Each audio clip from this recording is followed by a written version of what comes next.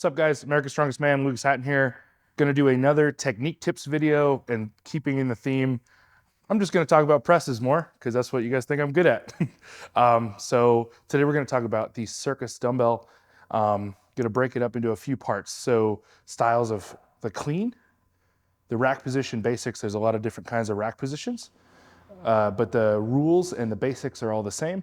We're gonna break down what's the basics of a dip and drive and like some specific tips on what to do on the Circus Dumbbell specifically. And then just some basics of how to catch. And then we'll finish the video with some basic accessories that can really build specific strength for the positions required for the Circus Dumbbell. As far as the clean goes on the Circus Dumbbell, I like to go my dominant hand with my other hand over top. I don't really focus on the thumbs at all. There's kind of three basic clean styles. So there's a pin it to the hip and pendulum it up to the shoulder. So what that is, it's just lift, pin to the hips. This is more common with a like a rogue monster belt style or round dumbbell style. You see Rob Kearney's very, very good at this. He's probably the best technique example, but he'll go long arms, pin to the hips, rock up to the shoulder. I think it's really effective for doing repeated reps on a dumbbell weight that you can really handle. Paul Smith is very good at it. You can modify this technique to do multiple reps, like tapping the ground. So a guy like that will pin to the hip, come up, hit his rep, pin to the hip, tap, pin, and throw, right? It's a good technique if you want something really repeatable. I don't necessarily like it. The next technique is a swing and a throw, really made popular by Novikov. So he'll do something similar. He'll pick, swing between the hips, and throw. He's getting momentum and throwing to the shoulder.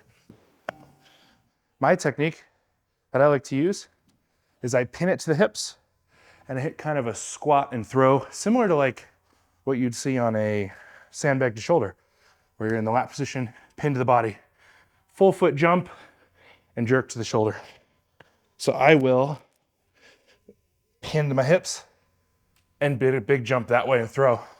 So kind of in one motion, pin, throw, up to the shoulder. There's not necessarily anything wrong or right about each of the three techniques. You just need to find the technique that works best for you, is repeatable, and has no extra fluff, right? Like when you're analyzing or choosing a technique style you want to work with, you don't want any extra steps that add extra time to your reps, add extra effort to your reps, that doesn't add extra power or efficiency. You get what I'm saying?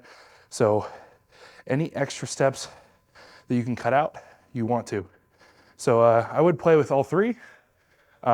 Different body styles will kind of cater to different techniques. But yeah, just find one that's repeatable and consistent for you. Next up is the rack position. And this is probably the most important thing when you're working on finding your Circus Dumbbell technique. When I first start working with somebody, I'll spend probably 70% of the session trying to find their rack position, because everybody's is slightly different. A bigger frame guy like me will be different than a smaller athlete like Aaron Murray, will be different than an Angelica Jardine, will be different than a Rob Kearney, but the principles are all the same. So what I think is the most important move in the clean that most people miss, and it's super subtle, I call it the push. So I'll clean up to the shoulder, and I have this push movement here. And what am I doing there? It's super important. So think of the dumbbell as a circle, because it is, okay? If I have, or a wheel, okay? If I have more than 50% of the wheel on this side of my wrist, when I go to dip, the wheel is gonna wanna roll forward, right? If I have more than 50% behind, it's not likely to roll backwards because my wrist and hand is in the way. But that push, I'm trying to get 50% of the dumbbell on each side of my forearm. So I'll clean, push, and I get my wrist, my forearm right down the middle of the dumbbell. And whether I'm a out front style or I'm down and back like I do, pretty much everybody uses this 50-50, and you're gonna be on balance. Yeah, you might find that when you do that push, the dumbbell is gonna sit right here on the bone. It's very uncomfortable, something you're just gonna have to get used to. Some athletes will like to put a extra elbow sleeve on the forearm or maybe a wrist wrap, but it's kind of a non-negotiable is getting to that 50-50 position. And you'll find too that if you're struggling to get to that position, you're probably death gripping the dumbbell. So you're grabbing it like this. And when you're grabbing the dumbbell hard, the wrist is tight and you just can't get into the position that you need. So I actually kind of teach to loosely grab the dumbbell. Just it's in my fingers, but it's more setting on the bones of my wrists, right? Back like that. So when I do the push, I can properly get under the bell the way that I need to. So kind of let the fingers go. And then when you're in position and you go to press, same thing applies. I don't death grip, I just kind of boom, boom, and it's just setting on the bones of my palm with my fingers lightly on the bell to stabilize. The final thing with the rack position that's challenging to figure out, and is very different for different bodies, is how to get the center mass of the dumbbell centered over my center mass, right? So if I was to just clean standing tall, the most of the weight of the dumbbell would be outside of my frame. If you drew a line right down the center of my hips or right down the center of my feet, be right here, the weight would be out here to the right. So when I go to dip and drive, unless I'm incredibly, ridiculously strong, it's going to dip and want to go out that direction, right? So I'm trying to get, before I dip and drive, in a position where the main weight of the bell is over my center of mass, so it's on balance, right? So there's kind of a couple different strategies to do that. The most common is probably windmilling. So hip under the dumbbell, shoulders over. That just move the weight over closer to my center line. This is the one I probably use the most, is rotation. And you'll find with like a bigger guys, wider shoulders, this is probably the easiest one for you to do, is a bit of windmill, but then rotate. So I rotate the left shoulder to the front, right shoulder to the back with a little bit of a windmill. Now I'm straight over the center line. The other thing that you'll see with a lot of smaller athletes is they'll go more vertical with the dumbbells. So the dumbbells are fairly long. If you have it kind of parallel to the floor, it's out wide like this. But you'll see people employ techniques where the dumbbell goes quite vertical. Look at that, now it's more over my center line, okay? Whatever strategy you like to employ, you just have to pick something that's repeatable and comfortable for you. And at first, pretty much every position that I just described is gonna be uncomfortable. It comes with reps and practice. And then the other thing that I find that a lot of athletes do poorly is they pick a position where they're letting little muscles do big work. And what I mean by that is if your position that you've picked, you're holding the bell up, right? You're letting the little muscles in the delt, maybe even the tricep or the wrist, hold the dumbbell in place. Some smaller athletes really don't have a choice but to do that. But what I find is when they're under a heavy load and they go to dip and drive, those little muscles will fail and the bell will move during the dip. So I like to pick a position where you're putting body on body or bone on bone. So for me, when I pick my position, I'm trying to actually, instead of holding the dumbbell up, I'm trying to get the dumbbell as low as it can go. So the weight is just pressing down on my body and it has nowhere to go. So I go forearm into upper arm into lat, lat squeezing the shoulder blade back. Now that's down and low. My position is very similar to where you do a low bar back squat. Now just with my anatomy and my lack of flexibility, there's nowhere else for that bell to go. So my position, I clean, I hit my push for the 50-50. I go down and low, a little bit of rotation, a little bit of windmill. Now I'm over the center line. The dumbbell has nowhere to go so that when I dip, it stays right in line and it doesn't fall all over the place. Once you find a comfortable, repeatable rack position, the next most important thing is figuring out your dip and drive. And all dip and drive for all overhead events is the same principles apply. So just to review, you're looking for your hips to travel straight down, straight up. If your hips ever travel forward in front of the center line, they're not loaded effectively.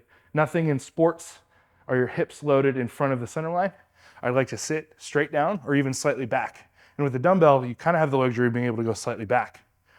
I like to drive the knees slightly out. If you drive the knees straight ahead, you'll often force the hips to travel forward. And even worse, your heels to come off. You'll see a lot of even elite strong men and women still do this. And while you're on your toes, you don't get a full squat pattern, big proper dip and drive. So I'm looking for hips straight down or slightly back. It's like I'm sitting down onto a high stool, and in the bottom of the dip, I want to have good balance across my full foot. This is a great athletic position to then drive up.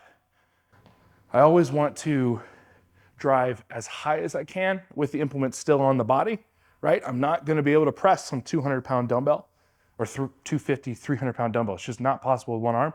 I want to be able to drive as high as I can with the dumbbell still in position on the shoulder.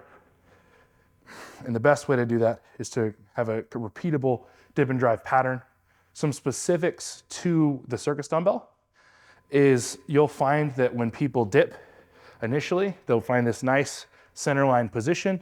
And when they go to dip, they'll kind of cheat to the pressing side and they'll get offline. And then when they go to press, they'll end up out here, right? So a good way to drill the dip and drive specific to the dumbbell is, at least in your drills or in your early reps, pause in the dip. So if you can pause in a position on balance, it's probably a strong, repeatable position. If you can't pause in that position, it's probably not the one you're gonna go with. And if you find yourself off balance, practice a 70-30 weight distribution with your off leg. So what I mean by that is when you're first practicing the dumbbell, cross load your weight. So if I'm pressing with my right, I'm gonna put 70% of my weight into my left. And what that'll often do when you drill that, boom, I'm right over my center line. And now when I drive, I'm very balanced, going straight up and down. Perhaps more important than any other pressing event, going straight up and down is super important with the Circus Dumbbell. So practice that 70-30 weight distribution. Once this event becomes second nature, you probably don't have to think about that weight distribution anymore, and it's closer to a true 50-50. But that 70-30 drill helps you find your proper positions when you're first starting out. Another one that I'll do that I'll get some looks for in the warm-up room is a no press jump. So I get the dumbbell onto the shoulder. Obviously I'll do these very light. I'll do a little pause dip and I will jump with the dumbbell still on my shoulder. And that gets me in a good habit of not thinking about arm pressing, just driving hard with the legs. And that brings up a great point about the role of the muscles in the upper body. Like, especially with the open men, we all have this tendency to really build up the shoulders, triceps, all this upper body musculature. And then things like our push pressing and our log and all that stuff, it really helps. In the dumbbell, we don't want to use any of that to actually press the bell. Our only role of this musculature is to hold the dumbbell solidly in place on me as low as I can be so that every bit of the lower body drive goes into the dumbbell. If I start to press early, what you'll find is you'll not get everything out of your legs and you'll press outside of your frame and you'll miss the dumbbell out like this. That's my most common way to miss a dumbbell. My second bell in the UK, I early arm pressed, I ended up out here and I really had to stabilize to get it. But if I just get as tight as I can be, hold on the shoulder, and I dip and drive, then I'll get all my force traveling perfectly vertical. In the dumbbell, just like the other presses, you'll see different styles of the overall press technique. You'll see a push press and a jerk. So you'll see, like, if you watch Novikov, he'll drive high. He's still trying to catch high, but he drops under the bell. And what's kind of interesting is the position that he catches in is pretty similar to how he dips. He dips here, he catches here, right? And then you'll see a guy like Rob Kearney do more of a push press style. So he dips, boom. But he's not pressing with the tricep. He just probably has found that if once he finished driving, he has the best results where he continues to get tight and still catches high. With both techniques, the same rule applies. You're never going to be able to press much weight with the arm. The dumbbell is a throw and a catch. If you start thinking about pressing, you're probably gonna hurt your overall performance. So what I mean by that is when I get it up on the shoulder, push, hit my position, okay? I'm not thinking about pushing up with the arm. That's not in my thought process at all. I get a proper brace, I dip, repeatable, 70-30, okay? And I'm trying to leave the ground. I'm trying to jump with that 70-30 distribution, so I go straight up, and I'm gonna catch. So there's a weightless moment of the dumbbell, so I throw and catch. See? And I catch with that locked out straight arm overhead. As you're trying to master your catch position overhead, I'd like you to practice some double pause reps. So I did, when I was first getting into the dumbbell, I did a full 8-week block of double pause reps. So what I mean by that is we already talked about that first pause in the dip. We're looking for that 70-30 distribution in our repeatable position. I want you to big dip and drive, throw and catch, whether you're doing a jerk style or a push press style.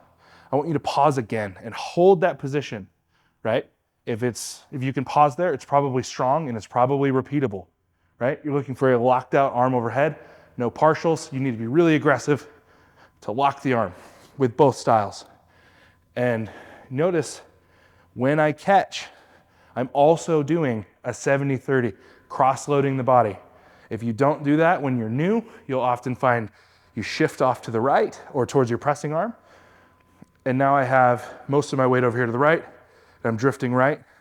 And you'll see even a lot of pros have that problem. So they probably also need to practice a 70-30, okay? Cross-load the body while you're learning, and you're gonna find your proper positions.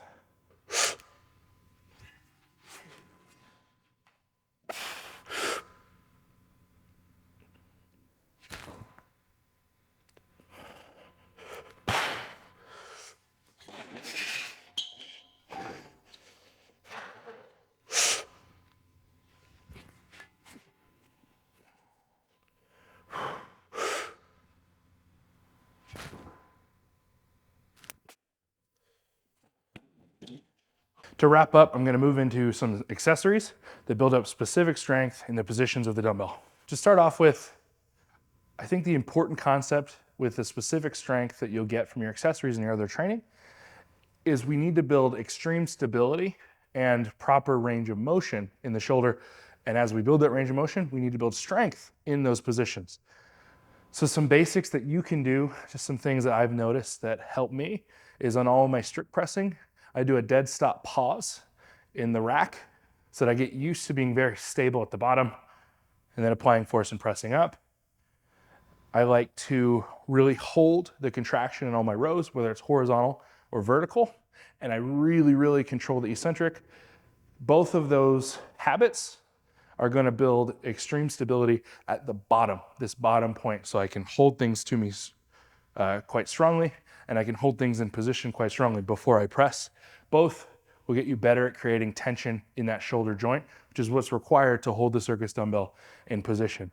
Now, some specific exercises to do that. I like this half kneeling single arm dumbbell press. I'm not gonna take credit for it, something that my coach Alec had me start doing. I'm gonna do it with a 50-pound dumbbell. Throughout a prep, I'll do quite a bit heavier than that now, but I'm trying to basically do a strict version of my circus dumbbell positions and pattern, not to necessarily build strict pressing strength, because we don't really use that in the dumbbell press, but it builds strength at the bottom and just opens up positions and builds strength in those new positions. So what I'm gonna do is knee side is the pressing side. I press out wide and down. So I try to mimic that position, down and back, pulling the shoulder blade back, pause in the bottom. And I have a little bit of a windmill, a little bit of a rotation like I do in the dumbbell. 1 second hold at the top, control down. And it really teaches me where I need to get tight in the trunk, in the shoulders, all throughout the body to be able to have a great vertical balance lockout position and a strong rack position. And in that same line of thinking, another one that me and Alec have really liked using is a standing single arm press. So I'll mimic that position as low as I can go, pulling the shoulder blade down. We'll do a set number of strict presses. Usually it'll be like 5 strict press and then a 50-foot walk. So I hit my reps, good range, good pauses, and that's properly locked out overhead. And then I'll do slow walk down the room. And as you can imagine, over like an 8-week block progressing in weight, you could actually get quite heavy. So like towards the end of, this was something that we did in like a prep phase, maybe 8 weeks out from doing a heavy dumbbell in a show. And towards the end of that peak, we got to a point where we were doing that strict press and walk with 100, 120, 130 plus dumbbells, pretty much at the end range of what I could strict press, but it built really great stability in the shoulder and really good confidence in my overhead position. And when it comes to those challenging reps, we have to stabilize and you almost lose it. Being able to lock that overhead is a great way to practice and build specific strength to fight for those challenging reps. So in addition to that specific strength in the shoulder, that range of motion that you need, you also need some pretty extreme trunk strength. And we do a lot of anterior chain, posterior chain in strongman, but the side to side is something that even if you do train it, you're probably not training it hard enough. So something that I really like to do, and Alec had me really push these, was weighted side planks. So right now I'm gonna do it with a 50 on the hip. So I'm gonna go up and just hold a side plank, right? But this is probably something you're already doing, but you're probably not training it hard enough. The kind of loads that we're dealing with, especially as a heavyweight man, maybe a 250 to 300 pound dumbbell, the amount of side to side trunk strength that we need is quite extreme. So in the past, I might have done this with like a 50 pound dumbbell. Oh, that's a challenging set. But what we've really done over like 8 to 12 week periods is push to the point where we're doing like a 150 to 200 pound sandbag on the hip for 20-second bursts. So just some extreme side to side trunk strength. It's one of those things that you can continue to develop over time. It's gonna take time to build that specific strength, and it's something that probably can never be too strong. And that specific strength is also gonna be helpful in all your moving events and basically anything in strongman. You cannot have a strong enough trunk, both anterior, posterior, and side to side. So that wraps up our technique tips video for the Circus Dumbbell. I appreciate you sticking around through this longer video. It's a really technical event. Appreciate you sticking around through my heavy breathing. That's gonna be a staple of this series. And we cannot thank you guys enough for all the support on YouTube as we grow this thing. It's been really fun shooting content for you guys at shows, technique tips, stuff like this in the gym. It's been a lot of fun. So like, share, subscribe, all that stuff helps a ton, and we're gonna do it regardless because we're having a great time.